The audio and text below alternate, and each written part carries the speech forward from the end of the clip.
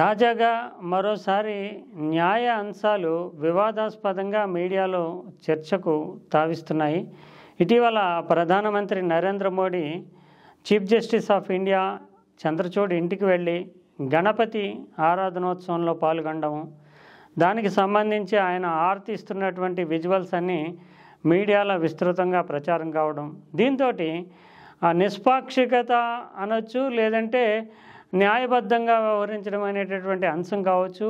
ఈ రకమైనటువంటి ఒక అంశంలో ప్రధానమంత్రి లాంటి పొలిటికల్ ఎగ్జిక్యూటివ్తో న్యాయ వ్యవస్థలో అత్యున్నత స్థానంలో ఉన్నటువంటి వ్యక్తి ఇంటికి వెళ్ళి పూజ చేయడం అనేది తమకు అభ్యంతరకరం అన్నట్టుగా కొన్ని రాజకీయ పార్టీలు స్పందించడము, ముఖ్యంగా రెండు వర్గాలని, అంటే అటు పొలిటికల్ ఎగ్జిక్యూటివ్ అయినటువంటి ప్రభుత్వాన్ని, ప్రభుత్వ అధినేత అయినటువంటి మోడీని, మరోవైపు న్యాయ వ్యవస్థని నేరుగా కాకపోయినప్పటికీ చంద్రచూడ్ ఆయన్ని పిలవడంపైనే కొన్ని రకాలైనటువంటి అభ్యంతరాలను వ్యక్తం చేస్తూ రాజకీయ పార్టీలు స్పందించడము, దీనిపైన మళ్ళీ మరోసారి అసలు లక్ష్మణ రేఖ ఎక్కడ ఉండాలి, ఎందుకంటే ఒక ఉన్నత స్థాయిలో ఉండేటటువంటి వ్యక్తులు వ్యక్తిగతమైనటువంటి సంబంధాలు నిర్వహించుకోవచ్చా లేదా, ఆ వ్యక్తిగత సంబంధాలైనటువంటి ప్రభావము వృత్తిపరమైనటువంటి బంధాల మీద పడుతుందా, వృత్తిపరమైనటువంటి నిష్పాక్షికత పైన, న్యాయం పైన వ్యక్తిగత సంబంధాల ప్రభావం ఎంత మేరకు ఉంటుంది, అసలు న్యాయ వ్యవస్థ నన్ను ముట్టుకోకు అన్నట్లుగానే ఉండాలా, లేదంటే సామాజిక సంబంధాల నిర్వహణ, ప్రభుత్వం కూడా ఒక అంగమే రాజ్యాంగంలో, ప్రభుత్వంతో తమ సంబంధాల నిర్వహణలో చురుకైనటువంటి పాత్ర పోషించకూడదా, ఇలా రకరకాలైనటువంటి అనుమానాలు వ్యక్తమవుతూ ఈ వివాదాన్ని, ఎందుకంటే ఇప్పుడు ప్రతి అంశం భారతదేశంలో ప్రతి చిన్న విషయము రాజకీయ రూపుని సంతరించుకుంటూ ప్రభుత్వాన్ని ప్రతిపక్షము, ప్రతిపక్షాన్ని ప్రభుత్వము నిందించడము, ఆ వేలెత్తి చూపడము, అనుమానాలు వ్యక్తం చేయడం, ప్రజల దృష్టిలో పలచన చేయడం అనేది రకరకాల రూపాల్లో చోటు చేసుకుంటుంది. అటు ప్రభుత్వము అదే రకంగా వ్యవహరిస్తుంది, ఇటు ప్రతిపక్షము అదే రకంగా వ్యవహరిస్తుంది. ఈ వివాదంలోకి ఏ వ్యవస్థనైనా అలాగేందుకు ఎవరు వెనకాడటం లేదు. తాజాగా అయితే న్యాయ వ్యవస్థ ఈ రకమైనటువంటి వివాదంలోకి రావడం అనేది ఒక విచారకరమైనటువంటి, దురదృష్టకరమైనటువంటి పరిణామంగానే మనం చూడాల్సి ఉంటుంది. అయితే మన రాజ్యాంగ నిర్మాతలు మాత్రము కీలకమైనటువంటి అంగాలైనటువంటి, అంటే దేశము అంటే కీలకంగా దేశాన్ని ముందుకు తీసుకెళ్లాల్సినటువంటి ప్రజల హక్కులకి, పౌరుల ప్రాథమికమైనటువంటి హక్కులకి బాధ్యత, పరిరక్షణ ఇవ్వాల్సినటువంటి, పరిపాలన చేయాల్సినటువంటి విభాగాలని నిర్దిష్టమైనటువంటి బాధ్యతలు, అధికారాలు, హక్కులతోటి విడదీసే రాజ్యాంగబద్ధంగా సుస్పష్టంగా నిర్వచించినటువంటి దాఖలాలు మనకు కనిపిస్తాయి. ఒకవైపు జ్యుడిషియల్ అంటే హైకోర్టులు కావచ్చు, తర్వాత సర్వోన్నత న్యాయస్థానమైనటువంటి సుప్రీంకోర్టు కావచ్చు, దిగువ స్థాయిలో పనిచేసేటటువంటి న్యాయ వ్యవస్థ కావచ్చు, వీటన్నిటికీ నిర్దిష్టమైనటువంటి చట్టాలు ప్రాతిపదికగా నియామకాల దగ్గర నుంచి వాళ్ళు వ్యవహరించాల్సినటువంటి వ్యవహారం దగ్గర నుంచి వాళ్ళకి ప్రత్యేకమైనటువంటి అధికారాలు, అంటే ఫండమెంటల్ రైట్స్, అంటే ప్రభుత్వాలు ప్రజాస్వామ్యంలో ఓట్ల మీద ఆధారపడి పనిచేస్తూ ఉంటాయి. మెజారిటీ ఓట్లు ఎక్కడ వస్తాయి, ఎలా వస్తాయని తెలిస్తే అప్పుడు పౌరులకు సంబంధించిన విషయంలో కూడా తాము తప్పుదారి పట్టించేటటువంటి అవకాశము రాజకీయ వ్యవస్థకు ఉంటుంది. ఎందుకంటే వాళ్ళు అధికారంలోకి రావాలి, అధికారంలోకి వచ్చి కొనసాగితే మాత్రమే తమ పరిపాలనని నిరూపించుకోగలుగుతారు, ఆధిపత్యాన్ని చాటుకోగలుగుతారు. కనుక ఆధిపత్యం అంటే అధికారంలో రావడానికి ప్రభుత్వాలకి నేతృత్వం వహించేటటువంటి రాజకీయ పార్టీలు రకరకాల రూపాల్లో ప్రజల్ని ప్రలోభపెట్టడానికి, అదే సమయంలో ప్రజలను విడదీయడానికి, కులపరమైన మతపరమైనటువంటి విభేదాలు, విద్వేషాలు రెచ్చగొట్టడానికి అవకాశాలు అయితే చాలా వరకు ఉంటాయి. గతంలో సూచించినటువంటి నైతిక ప్రమాణాలు కానీ, నిర్దిష్టమైనటువంటి విలువలు కానీ లేకుండానే రాజకీయ పార్టీలు వ్యవహరించడానికి చాలా అవకాశం ఉంటుంది. చాలా ముందస్తుగానే రాజ్యాంగ నిర్మాతలు ఆలోచించి ఊహించడం వల్లే రాజకీయ పార్టీలకు లేనటువంటి కొన్ని రాజకీయ పార్టీలకు, ప్రభుత్వాలకు లేనటువంటి కొన్ని ప్రత్యేక బాధ్యతల్ని ఉన్నత న్యాయస్థానాలకు అప్పగించారు. అటు హైకోర్టు కానీ, ఇటు సుప్రీంకోర్టు కానీ రాజ్యాంగ పరిరక్షణ బాధ్యతని తీసుకుంటాయి. అంతేకాకుండా రాజ్యాంగంలో సూచించినటువంటి, చేసినటువంటి, రాజ్యాంగ నిర్దేశించినటువంటి ఆర్టికల్స్, అధికారంలో కానీ, షెడ్యూల్లో కానీ ప్రత్యేకమైన నిర్వచనం, అంటే వాటికి ఒక భాష్యం చెప్పేటటువంటి అవకాశము, అధికారం కూడా న్యాయస్థానాలకు ఉంది. ఎందుకంటే ఇప్పుడు మనం భగవద్గీత, భారతం, రామాయణం ఇటువంటివి చదివినప్పుడు కొన్ని రకాలైనటువంటి వ్యాఖ్యానాలు, కొన్ని రకాలైనటువంటి భాష్యాలు కనిపిస్తాయి. అంటే ఇది ఇలా రాశారంటే దీనికి ఇది అర్థం అంటూ నిర్వచించి ప్రత్యేకమైనటువంటి భాష్యం చెప్పేటటువంటి అవకాశం ఉంటుంది. అలాగే రాజ్యాంగంలో నిర్దేశించినటువంటి అధికారులను సైతము ప్రత్యేక దృష్టికోణంతో ఆ సందర్భానికి అనుగుణంగా వ్యాఖ్యానించేటటువంటి భాష్యం, అంటే వాటికి ప్రత్యేకమైనటువంటి లోపలి అంతర్గతమైనటువంటి అర్థాన్ని వెలికి తీసేటటువంటి అధికారాన్ని న్యాయస్థానాలకి అప్పగించింది రాజ్యాంగం. ఇక జ్యుడిషియరీతో పాటు పార్లమెంట్ అంటే లోక్సభ, రాజ్యసభ, రాష్ట్రపతి కలిపినటువంటి పార్లమెంట్. అంటే ప్రధానమంత్రి కూడా దీంట్లో ఒక భాగం మాత్రమే. అంటే ప్రధానమంత్రి లోక్సభలో నుంచి ప్రాతినిధ్యం వహించవచ్చు, రాజ్యసభ నుంచి ప్రాతినిధ్యం వహించవచ్చు. మెజార్టీ పక్షానికి నాయకుడిగా ఉన్నటువంటి వ్యక్తి ప్రధానమంత్రిగా వ్యవహరిస్తారు. రాజ్యసభ, లోక్సభతో పాటు రాష్ట్రపతి కలిస్తేనే ఒక చట్టం కానీ రాజ్యాంగ సవరణ కానీ చోటు చేసుకుంటుంది కనుక దీన్ని పార్లమెంట్ అంటారు. దీనికి కొన్ని ప్రత్యేకమైనటువంటి అధికారాలను రాజ్యాంగం సూచించింది. ఎందుకంటే పరిపాలనపరమైనటువంటి విషయాలు, రాష్ట్రాల విభజనకు సంబంధించినటువంటి విషయాలు, విదేశాలతో వ్యవహరించేటటువంటి విషయాలు, ఇతరత్ర అనేక, అంటే నిజానికి రాష్ట్రాల హక్కులను కాపాడేటటువంటి బాధ్యతను కూడా రాజ్యాంగము ఈ పార్లమెంట్కి అప్పగించిందని చెప్పాల్సి ఉంటుంది. అందువల్లనే రాష్ట్రాల్లో రాష్ట్రపతి పాలన విధించినప్పుడు పార్లమెంటే రాష్ట్రాల పరిపాలన, బడ్జెట్ వ్యవహారాలను చూస్తుంది. అందువల్ల ఒక ప్రత్యేకమైనటువంటి ప్రతిపత్తితోటి పార్లమెంట్ నిలుస్తుంది. ఇంకా జ్యుడిషియరీ ఈ రెండు అంగాలకి ఏంటంటే ప్రభుత్వం ఎగ్జిక్యూటివ్ ఏదైతే పరిపాలన చేస్తుందో వార్షికంగా ఉండేటటువంటి ఆదాయ వ్యయాలు, ప్రజల సంక్షేమ కార్యక్రమాలు, అభివృద్ధికి సంబంధించినటువంటి నిర్ణయాలు ఇవి తీసుకునేటటువంటి పొలిటికల్ ఎగ్జిక్యూటివ్ ఏదైతే ప్రభుత్వం ఉందో వాటికి భిన్నమైనటువంటి కోణంలో న్యాయ వ్యవస్థని రూపొందించారు. న్యాయ వ్యవస్థ ఒక రకంగా చెప్పాలంటే ఒక స్టీల్ ఫ్రేమ్లో ఉంటుంది. న్యాయ వ్యవస్థ విస్తృతమైనటువంటి కోణంలో ఆలోచించాల్సినటువంటి వీటి ప్రభావం ఏంటంటే ప్రజల అనుమతి కానీ, ప్రజలకు సంబంధించినటువంటి ఇష్యూలు కానీ, వీటితో అంటే ప్రజలకు నేరుగా న్యాయ వ్యవస్థ మీద ప్రజలు కానీ ప్రభుత్వం కానీ ప్రభావం చూపకుండా న్యాయం ఏం చెప్తుంది, చట్టాలు ఏం చెప్తున్నాయి, రాజ్యాంగ నిర్మాతలు ఎటువంటి ఆశించారో, సహజమైనటువంటి న్యాయ శాస్త్రాలు ఏ రకంగా ఉన్నాయి, రాజ్యాంగంలో ఇచ్చేటటువంటి ఫండమెంటల్ రైట్స్ ఏ రకంగా ఉన్నాయి, వీటిని అన్నింటినీ పరిగణనలోకి తీసుకుని న్యాయం చెప్పేటటువంటి బాధ్యతని, అవసరమైతే చట్టాలను సైతం రద్దు చేసే, అంటే పార్లమెంట్ కానీ అసెంబ్లీలు కానీ చేసినటువంటి చట్టాలను కూడా రద్దు చేసేటటువంటి అధికారాన్ని న్యాయస్థానాలకి కట్టబెట్టారు. అందువల్ల ఈ న్యాయస్థానాలు అనేటటువంటివి న్యాయం కేవలం చెప్పడమే మాత్రమే కాకుండా న్యాయం చెప్పినట్లుగా కనిపించాలి అనేటటువంటి justice not only delivered it seems, అంటే ఇది కనిపించాలి అనేటటువంటి భావంతో వ్యవహార్తలు చెప్తూ ఉంటారు. అందువల్ల తాజాగా ప్రధానమంత్రి Narendra Modi chief justice of India ఇంటికి వెళ్ళి గణపతి పూజలో వ్యక్తిగతంగా హోదాలో పాల్గొని ఆ వీడియోలు వైరల్ అవడంతో న్యాయ వ్యవస్థలో సుప్రీంకోర్టులో అనేక వందల కేసులు నడుస్తూ ఉంటాయి. చీఫ్ జస్టిస్ కూడా కొన్ని బెంచ్లకి నేతృత్వం వహిస్తూ ఉంటారు. ఇప్పుడు చీఫ్ జస్టిస్ యొక్క ఇంటిగ్రిటీని క్వశ్చన్ చేసే విధంగా కొన్ని రాజకీయ పార్టీలు వేలెత్తి చూపడము, దానిని కొందరేమో సన్నాయి నొక్కులతోటి సమర్థించడము, మరికొందరేమో తీవ్రంగా వ్యతిరేకించడము, ఇదంతా ఓవరాల్గా చూస్తుంటే కనుక న్యాయ వ్యవస్థకు ఉండేటటువంటి ప్రత్యేకమైనటువంటి పవిత్రత లేదంటే బాధ్యత ఈ విషయంలో, అంటే ఇంటిగ్రిటీ విషయంలో న్యాయ వ్యవస్థకి కొన్ని అధికారాలే కాకుండా న్యాయ వ్యవస్థ చెప్పేటటువంటి తీర్పుల మీద విమర్శలు, ఆరోపణలు ఆరోపణలు అంటే విమర్శించవచ్చు. న్యాయ వ్యవస్థ తప్పు చెప్పింది, లేదంటే ఆ తీర్పు సరిగా లేదు, ఆ తీర్పు సహేతుకం కాదు, ఇటువంటి విమర్శలు చేయవచ్చు. కానీ న్యాయమూర్తుల ఇంటిగ్రిటీ అంటే వారు ఫలానా ఉద్దేశంతో ఈ తీర్పు చెప్పారని కానీ, వాళ్లతో మిలాఖత్ అయ్యి తీర్పు చెప్పారని కానీ, వాళ్ళతో కుమ్మక్కయి తీర్పు చెప్పారని కానీ, లేదంటే ఫలానా వర్గానికి చెందిన వ్యక్తి కనుక న్యాయమూర్తి ఎలాంటి తీర్పు చెప్పారని కానీ, లేదంటే ఫలానా ప్రభావంతో చెప్పారని కానీ, లేదా ఫలానా ప్రాంతానికి చెందిన వ్యక్తి కనుక ఈ రకమైనటువంటి తీర్పు వచ్చిందని కానీ న్యాయమూర్తులకు ఉద్దేశాలని ఆపాదించకూడదు. అది కంటెంప్ట్ ఆఫ్ కోర్టు కిందకు వస్తుంది. ఎందుకంటే ఒక న్యాయమూర్తి తన చిత్తశుద్ధితో నమ్మినటువంటి విషయాన్ని రాజ్యాంగబద్ధంగా నిర్దేశించేటటువంటి ప్రమాణాలకు అనుగుణంగా తీర్పు చెప్తారు అని ప్రజలు కానీ, లేదంటే బాధితులు కానీ, పార్టీలు కానీ విశ్వసించాలి. ఆ విశ్వాసమే, ఆ నమ్మకమే న్యాయ వ్యవస్థకి బలంగా నిలుస్తుంది.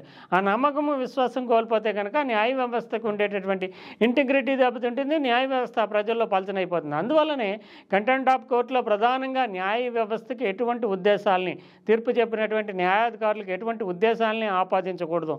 అవసరమైతే తీర్పు నీకు సమంజసంగా అనిపించకపోతే తీర్పుని తప్పుపట్టవచ్చు, తీర్పు మీద విమర్శలు చేయవచ్చు. కానీ ఫలానా తీర్పు కరెక్ట్ అయింది కాదని కూడా చెప్పొచ్చు, దానికి కారణాలు చెప్పొచ్చు. కానీ న్యాయమూర్తి ఫలానా ఉద్దేశంతో తీర్పు చెప్పాడని ఇంటెన్షన్ ఆపాదించకూడదు. అందువల్ల ఆ మేరకు న్యాయ వ్యవస్థని పరిరక్షించుకునేందుకు రాజ్యాంగంలోనే ఏర్పాట్లు ఉన్నాయి. లేకపోతే కనుక ఇప్పుడున్నటువంటి రాజకీయాల్లో కానీ ఇప్పుడు ఉండేటటువంటి ప్రజల్లో ఉండేటటువంటి పలచిన భావాల దృష్ట్యా కానీ న్యాయ వ్యవస్థ నిరంతరము విమర్శలు, ఆరోపణలు, న్యాయ వ్యవస్థ విమర్శలు అంటే వ్యక్తిగతంగా న్యాయమూర్తులను కూడా దూషించేటటువంటి అవకాశాలు ఉండేవి. కానీ ఈ స్టీల్ ఫ్రేమ్ ఏదైతే ఉందో దాని ద్వారా కంటెంప్ట్ ఆఫ్ కోర్టు కానీ రాజ్యాంగంలో ఇచ్చేటటువంటి విశేష అధికారాల ద్వారా కానీ న్యాయ వ్యవస్థ పరిరక్షింపబడుతుందనే చెప్పాల్సి ఉంటుంది. ఇప్పుడు న్యాయ వ్యవస్థ యొక్క చిత్తశుద్ధిని, కమిట్మెంట్ని ప్రశ్నించే విధంగా ఆరోపణలు రావడము, ఇప్పుడు ఈ సందర్భంగానే అసలు ఓవరాల్గా దేశంలో న్యాయ వ్యవస్థ ఎలా ఉంది, న్యాయ వ్యవస్థ యొక్క ఇంటిగ్రిటీని తనంతట తాను ఎలా కాపాడుకుంటూ వస్తుంది,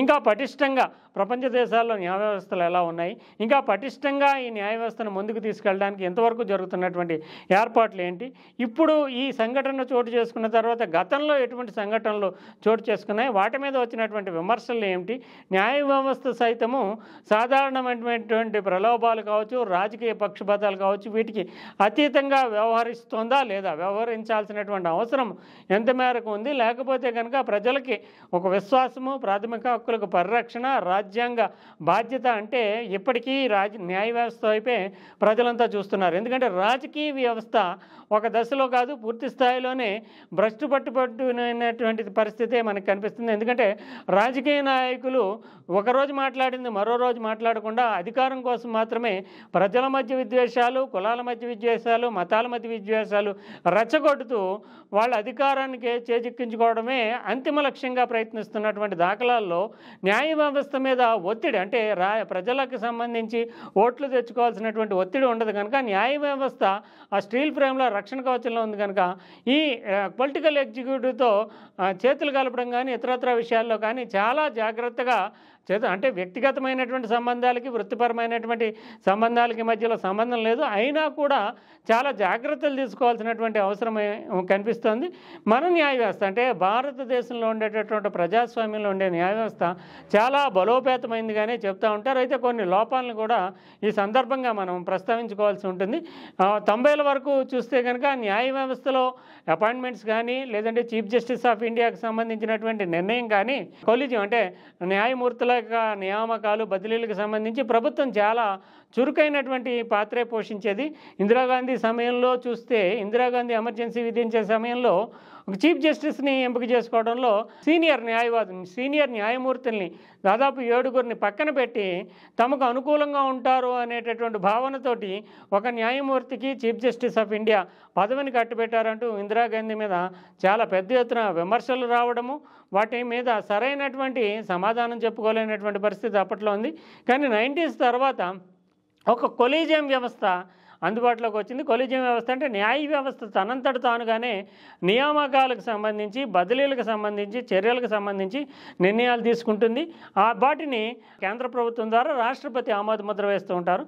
సాధారణంగా న్యాయమూర్తుల నియామకాలని మనము పరిశీలనలోకి తీసుకుని చూస్తే రాష్ట్ర ప్రభుత్వాలు సిఫార్సులు చేస్తాయి, బార్ అసోసియేషన్లు, కేంద్ర ప్రభుత్వము, తర్వాత సుప్రీంకోర్టు, హైకోర్టులు తనమంతట తాము కొన్ని పేర్లను సిఫార్సు చేస్తే వీటన్నిటినీ కూడా వడగట్టిన తర్వాత కొలీజియం కొన్ని పేర్లను బయటికి తీసి వాటిని కొంచెం ఆమోదానికి ముందుగానే కొలీజియంలో న్యాయమూర్తులుగా నియామకాలు చేయడానికి ముందుగానే వాళ్ళకి ఇంటిగ్రిటీ ఇతరత్ర వివరాల మీద తమకు ఉండేటటువంటి యంత్రాంగాల ద్వారా చెకింగ్ చేసుకుని తర్వాత ఒక జాబితాను రూపొందించి కేంద్ర ప్రభుత్వానికి పంపుతారు. కేంద్ర ప్రభుత్వం మరోసారి ఇంటెలిజెన్స్ బ్యూరోలు ఇతర విభాగాల ద్వారా పరిశీలన చేయించిన తర్వాత రాష్ట్రపతికి పంపించి ఆమోద ముద్ర వేయడం ద్వారా నియామకాలు జరుగుతూ ఉంటాయి. దీంట్లో చాలా కీలకమైనటువంటి క్రియాశీలకమైనటువంటి పాత్ర న్యాయ వ్యవస్థ అంటే సుప్రీంకోర్టు వ్యవహరిస్తుంది. అందువల్లనే ఒక స్వతంత్ర ప్రతిపత్తితో వ్యవహరిస్తున్నారనేటటువంటి భావన ఇప్పటికీ ఉంది. అయితే కొలీజియం పంపినటువంటి సిఫార్సులను కూడా కేంద్ర ప్రభుత్వం కొన్నిసార్లు తొక్కిపెట్టడము, లేదంటే కొన్నిసార్లు మళ్ళీ తిరిగి వెనక్కి పంపి కొత్త పేర్లు పంపమని సూచించడము,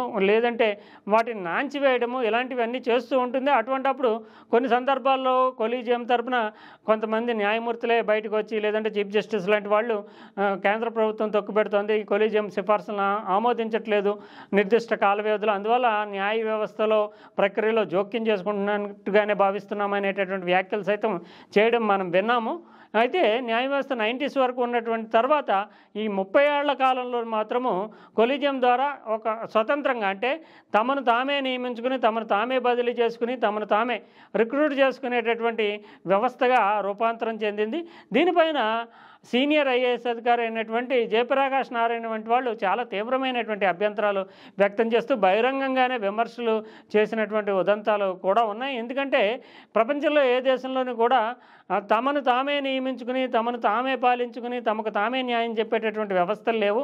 వెస్ట్రన్ కంట్రీస్ అంటే అమెరికా కావచ్చు, బ్రిటన్ కావచ్చు, ఇతరత్ర దేశాల్లో న్యాయ వ్యవస్థ న్యాయమూర్తుల్ని కూడా ప్రభుత్వాలు లేదంటే పార్లమెంటు నియమిస్తూ ఉంటాయి. కానీ భారతదేశంలో మాత్రం ఇందుకు అతీతంగా సహా సార్వభౌమాధికార స్థాయిలో స్వతంత్ర వ్యవస్థగా న్యాయ వ్యవస్థ వ్యవహరిస్తోంది. దీనివల్ల విమర్శలు పారదర్శకత లోపించింది, విమర్శలకు ఆస్కారం ఇస్తుందనే ఆరోపణలు ఉన్నాయి. ఏదేమైనా దీనికి ప్రత్యామ్నాయంగా జ్యుడిషియల్ అపాయింట్మెంట్స్ కమిషన్ని తీసుకురావాలి, న్యాయ వ్యవస్థని ఇందులో భాగం చెయ్యాలి అనే ప్రయత్నాలు జరిగినాయి. 2014లో నరేంద్ర మోడీ ప్రభుత్వం అధికారంలోకి వచ్చిన తర్వాత ఆ మేరకు పార్లమెంటు చట్టాన్ని ఆమోదించింది. కానీ జ్యుడిషియల్ కమిషన్ అపాయింట్మెంట్స్ కమిషన్ అనేది రాజ్యాంగ విరుద్ధం అంటూ మళ్ళీ న్యాయ వ్యవస్థ పక్కన పెట్టేసింది. అయితే ఇప్పుడు మళ్ళీ మరోసారి అసలు జ్యుడిషియల్ అపాయింట్మెంట్స్ కమిషన్ ఎంత మేరకు అవసరము, దాని వల్ల ఎటువంటి ప్రయోజనాలు చేకూరుతాయి, పాశ్చాత్య దేశాలు అంటే వెస్ట్రన్ కంట్రీస్లోని కానీ ఇతర దేశాల్లో కానీ లేనటువంటి ఒక స్వతంత్రమైనటువంటి నియామక ప్రతిపత్తిని న్యాయ వ్యవస్థకి తనంతట తాను ఇవ్వచ్చా, ఇవన్నీ ప్రశ్నలే. అయితే కొన్ని సందర్భాలు అంటే గవర్నమెంట్ రోల్ ఎలా ఉంటుంది, ప్రభుత్వంలో ఉండేటటువంటి మరో అంటే ప్రభుత్వం అంటే ప్రధానమంత్రి, కేంద్రంలో ఒక మంత్రి అంటే న్యాయశాఖ మంత్రి, ప్రతిపక్ష నాయకుడు కలిపి చీఫ్ జస్టిస్ వంటి నియామకాల్లో కొన్ని నిర్ణయాలు తీసుకుంటూ ఉంటారు. అయితే ఎలాగూ ప్రభుత్వం తరపున ఇద్దరు ఉంటారు కనుక ప్రధానమంత్రితో పాటు మరో మంత్రి ఉంటారు కనుక ప్రతిపక్ష నాయకుడు మాట అనేది మెజార్టీ తీర్పుతోటి వాళ్ళని పక్కన పెట్టేసేసి తామనుకున్నదే చేస్తారు. అయినప్పటికీ దానికి కూడా ముందుగానే కొలీజియం వ్యవస్థలో సీనియారిటీ ప్రాతిపదిక మీద వస్తున్నారు కనుక న్యాయ వ్యవస్థే దీంట్లో ముఖ్యమైనటువంటి భూమిక పోషిస్తుందని మనం చెప్పాలి.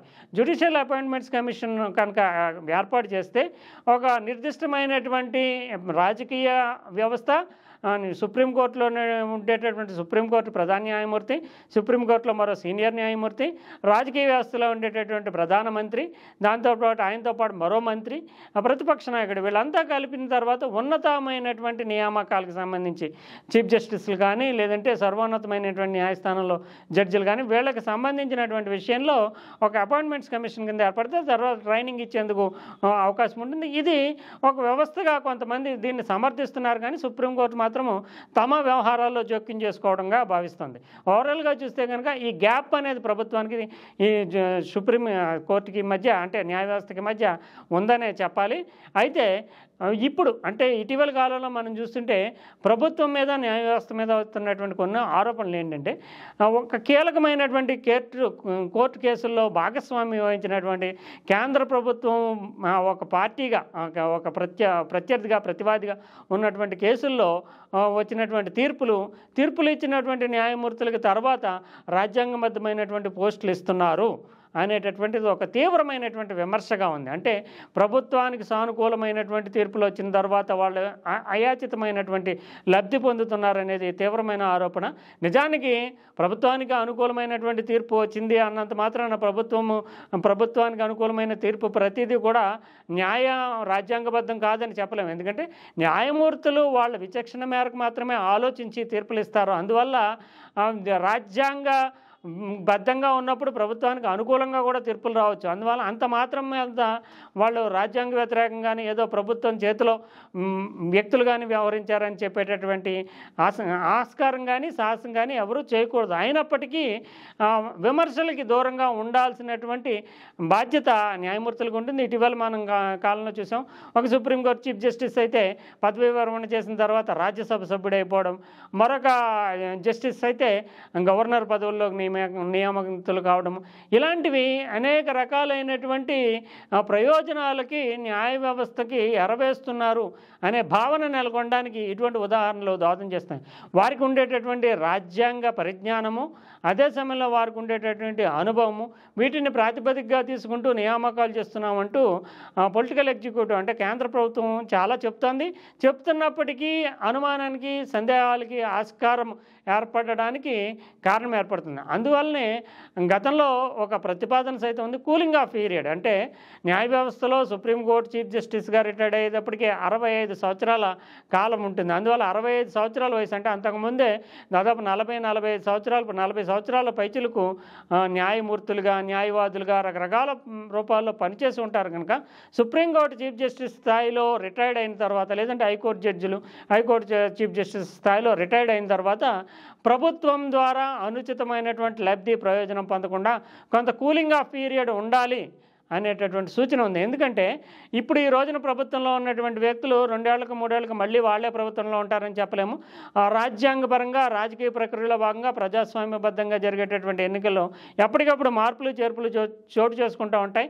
న్యాయమూర్తుల్ని ఏ రకంగానూ ప్రలోభపెట్టడం కానీ ఏ రకంగానూ ప్రలోభాలకి సంకేతాలు చూపించడం కానీ సాధ్యం కాదు. వాళ్ళు కూడా వీళ్ళు ఉంటారా లేదా అనేటటువంటి భావంతో ఉంటారు కనుక న్యాయ వ్యవస్థకి పొలిటికల్ ఎగ్జిక్యూటివ్ మధ్యలో నెక్సెస్ అనేది ఏర్పడకుండా ఉంటుంది. అందువల్ల న్యాయమూర్తులుగా రిటైర్డ్ అయ్యేటటువంటి వాళ్ళకి కొంతకాలం 3 ఏళ్ళు 4 ఏళ్ళు కూలింగ్ ఆఫ్ పీరియడ్ అంటే వాళ్ళకి ఎటువంటి బాధ్యతలు ఇతరత్ర బాధ్యతలు అప్పగించకుండా దూరం పెట్టాలి అనేటటువంటి సూచన ఉంది. ఏదేమైనప్పటికీ అటు న్యాయ వ్యవస్థ కానీ ఇటు కేంద్ర ప్రభుత్వం కానీ ఈ విషయంలో ఏమి చొరవ తీసుకోవట్లేదు. ఎందుకంటే పరస్పరం అంటే న్యాయమూర్తులు కూడా రిటైర్డ్ అయిన తర్వాత తమ వంతు ఏదో ఒక బాధ్యతను తీసుకుని పనిచేయాలని కోరుకుంటారు.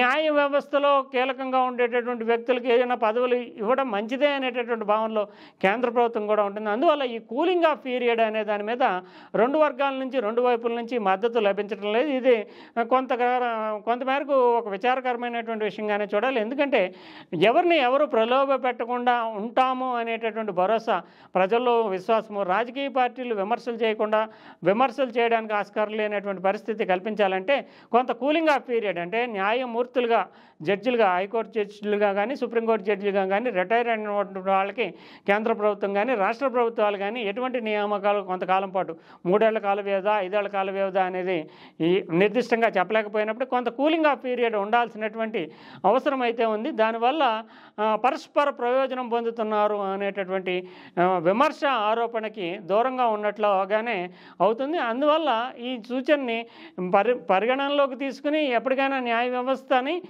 ప్రభుత్వానికి మధ్యలో ఉండేటటువంటి గ్యాప్ను సరిదిద్దుకోవాల్సినటువంటి అవసరం అయితే ఉంటుంది. తాజాగా వివాదంలో మాత్రము ప్రధాని చీఫ్ జస్టిస్ అంటే అధికారికమైనటువంటి కార్యక్రమాలు చాలా ఉంటాయి. ఏంటంటే న్యాయమూర్తులకు సంబంధించి జరిపేటటువంటి సమావేశాల్లో ప్రధానమంత్రిని ముఖ్య అతిథిగా పిలుస్తారు.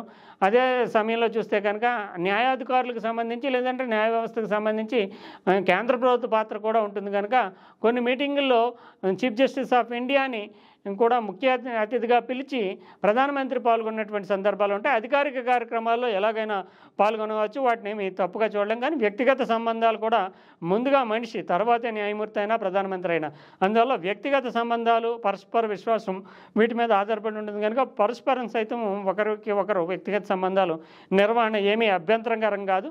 తాజా వివాదంలో చూస్తే కనుక ఒక సీరియస్ కామెంట్స్ అనేటటువంటివి శివసేన ఉద్ధవ్ ఠాక్రే వర్గం నుంచి రావడము వాటిని ఎవరూ కూడా సీరియస్గా ఖండించకపోవడం విచారకరమే. ఎందుకంటే ఉద్ధవ్ ఠాక్రే వర్గానికి చెందినటువంటి సంజయ్ రౌత్ తీవ్రమైనటువంటి విమర్శలు చేస్తూ తమ పార్టీకి సంబంధించి అంటే ఏది నిజమైనటువంటి శివసేన అనే విషయాలకు సంబంధించి తర్వాత పార్టీ ఫిరాయింపులకు సంబంధించినటువంటి కేసు చీఫ్ జస్టిస్ నేతృత్వంలోని బెంచ్లోనే ఉంది.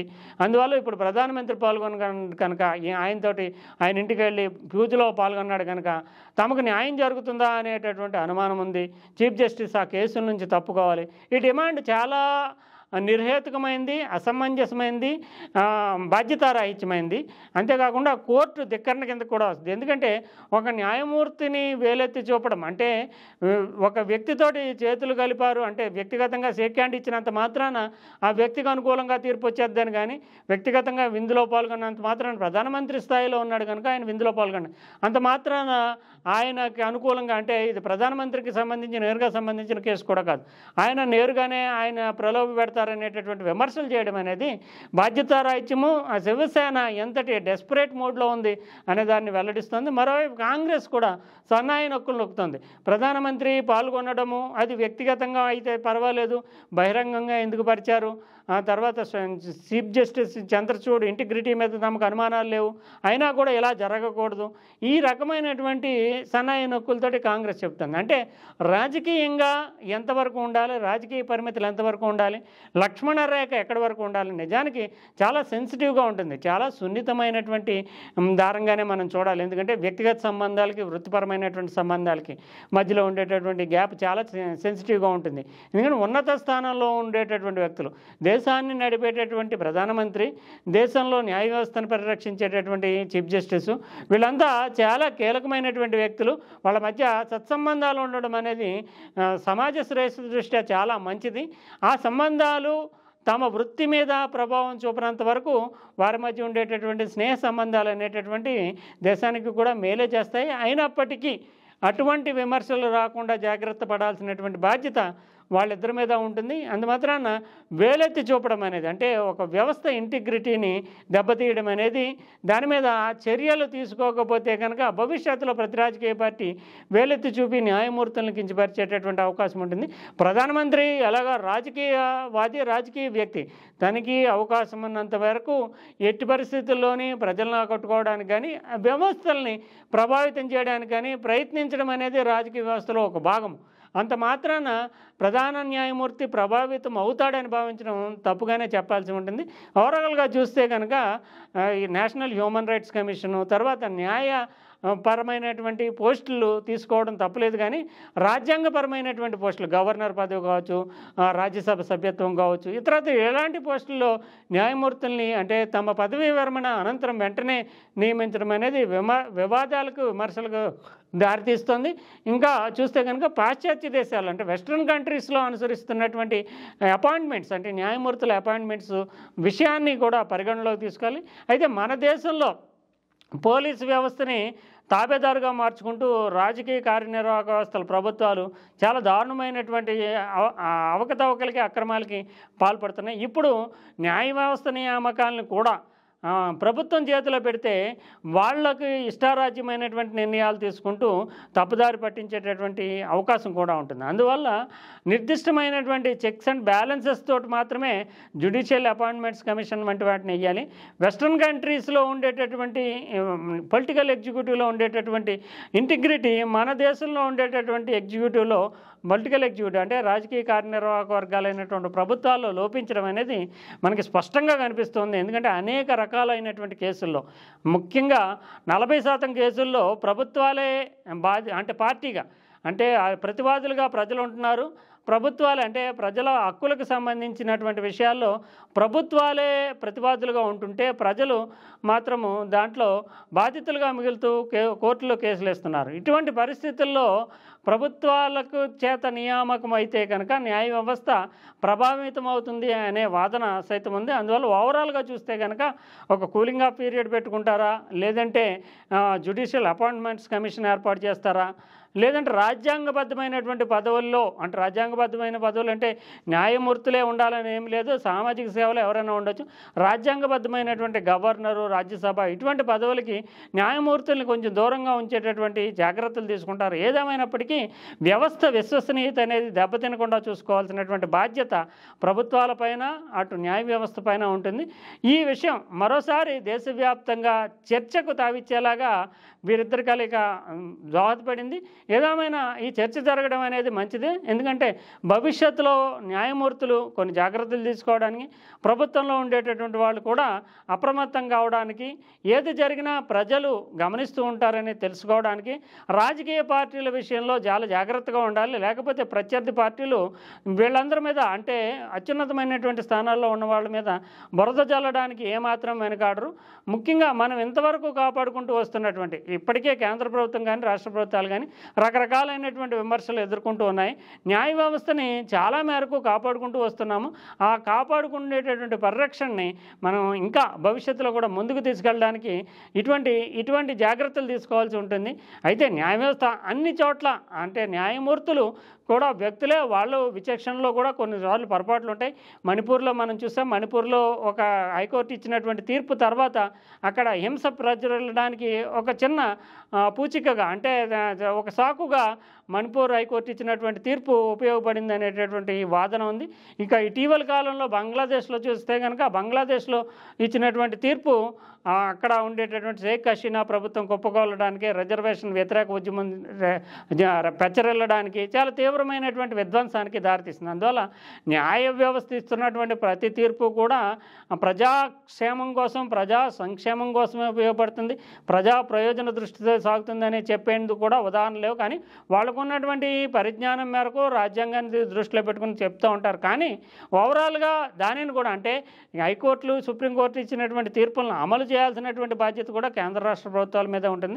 ఓవరాల్గా ఈ రెండు వ్యవస్థల మధ్య సంబంధ బాంధవ్యాలు మంచిగా సజావుగా ఉండొచ్చు, కానీ వ్యక్తిగత సంబంధాలు మాత్రము వ్యవస్థల్ని ప్రభావితం చేసే స్థాయిలో ఉండకూడదు. భవిష్యత్తు ప్రలోభాలకి దారితీసే విధంగా, ఆ రకమైనటువంటి అనుమానాలకి తావిచ్చే విధంగా ఉండకూడదు అనేది అందరూ అభిప్రాయపడుతున్నటువంటి సూచనగానే మనం చెప్పొచ్చు.